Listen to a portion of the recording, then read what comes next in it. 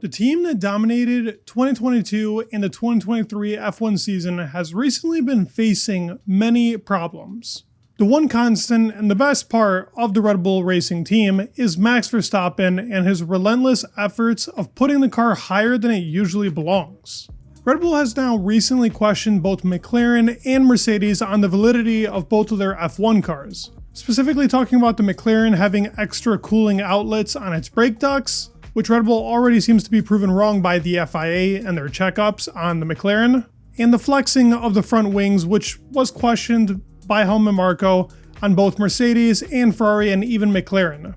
But looking at all of those flexing wings, they're all pretty much the same. Maybe there's a small difference between something like Mercedes and Red Bull, but they all flex a pretty good amount.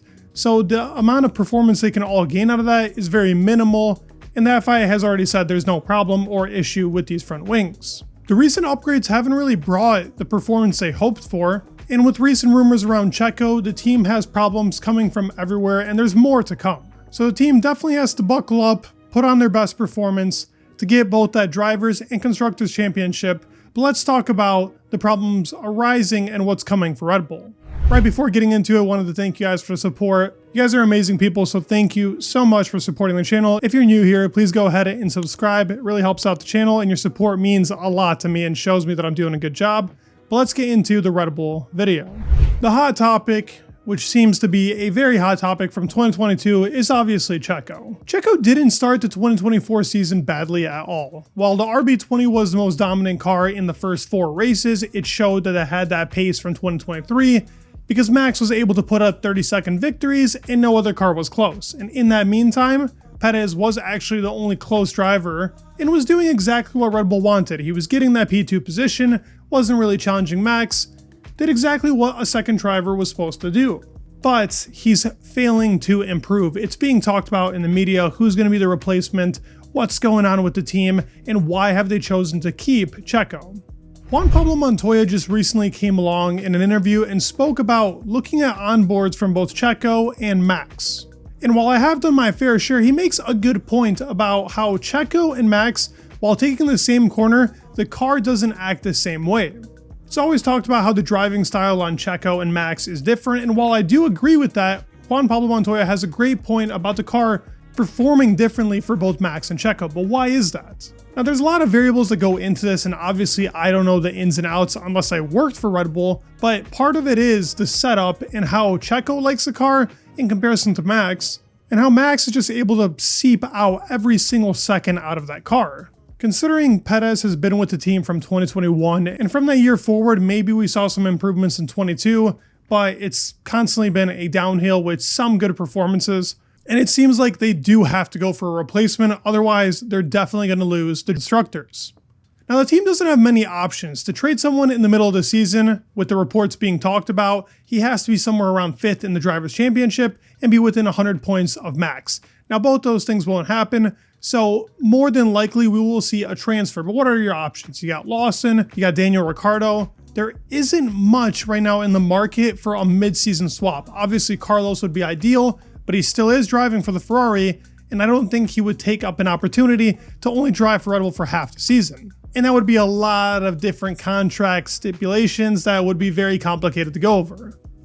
Your best option right now is probably to put an experienced driver like Ricciardo, because they have the data on Ricciardo. The car also is somewhat to his liking because Max likes to drive the car in the nose, so does Ricciardo.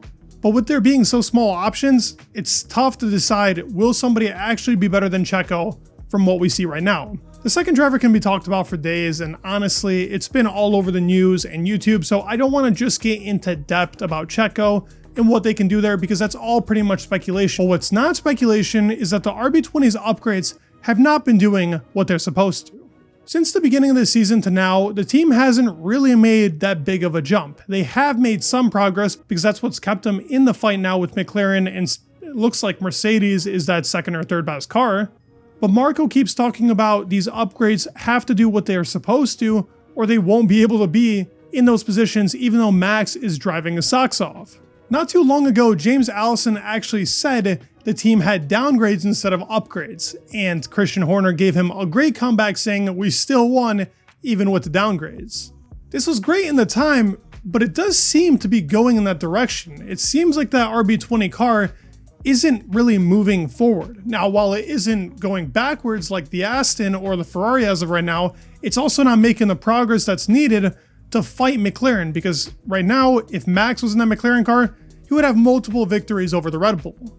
The loss of Adrian Newey is obviously playing a part on the Red Bull team, and while these are his upgrades, he can't go around these updates now because this was the schedule of the upgrades for the RB20, so what they have now is what they gotta stick with up until 2025. The importance now of these Hungary updates is to a maximum. If the team can't get these upgrades that are coming here to this GP correctly, then they will fall behind, and it will be very tough for the team to actually win both drivers and constructors, because McLaren could then actually pinch off a lot of victories if Max starts falling out of the podium positions. Points can switch quickly. We've seen bigger comebacks before in previous seasons, so nothing is out of the question, even though I do feel like Max will still secure this 2024 Drivers' Championship.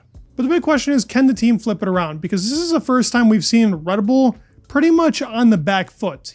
The strategy team is excellent in Red Bull. The overall team aspect at Red Bull Racing is the best out of any of the teams. You see that McLaren is making so many mistakes going for the victory. Mercedes can capitalize sometimes, but we've also seen the pit stops are slow. They make the wrong calls when Red Bull makes the right calls. And Ferrari is just Ferrari, to be honest. They are better, but they are Ferrari. Max Verstappen really is making the difference right now as to why the team is still winning and in podium positions with the car that they have. The real performance of the car is somewhere in between Checo and Max, and if it was any driver other than Max, they would not be winning these races. Consistency matters, as you can see in Silverstone. The importance of what Max was able to do with his right calls, but also GP making the right calls, and obviously their amazing strategist Hannah, is where the consistency comes from a race-to-race basis. These are all factors the team can control right now, but it's very important they also lock down a driver for 2025 that will be as competitive as Max. Obviously, I'm not expecting somebody to go in there and beat him, unless maybe Alonso would have a chance. I still don't believe it, even with Alonso being a driver that I really respect. Lewis would also have a chance, but Max is that guy in the car. You just need to give him somebody that will do pretty much what Bottas did at Mercedes in the time period. Regardless of how the dad situation was amongst Jos Verstappen and Carlos Sainz Sr., I find it unbelievable that the team won't hire him for that reason. Carlos and Max would be a dream combination to watch, and I really do think Carlos would be much better. While the driving styles are much different, they also were in Toro Rosso, and they were always very competitive with each other. And obviously that team didn't go down a certain direction, but as Alex Albon and multiple other drivers have stated before, the team doesn't go in a direction for Max, they go in a direction to where the car will be fastest. And we have seen Carlos still be competitive in what was a very interesting car in 2022 that seemed to be on its nose. I don't see as to why Carlos isn't in the Red Bull seat in 2025. What are your guys' thoughts on Red Bull? I obviously see that there's some problems here within the team, and tension is rising now considering the competition is so much closer. I think we can all see that. Leave your thoughts down in the comments below. Do you believe they can win in Hungary? I truly don't believe that, considering it is going to be a little bit of curbs, not really their strengths, but I talk about that more in my predictions video, so go ahead and check that out. Please leave a like and subscribe. It would mean the world, and peace.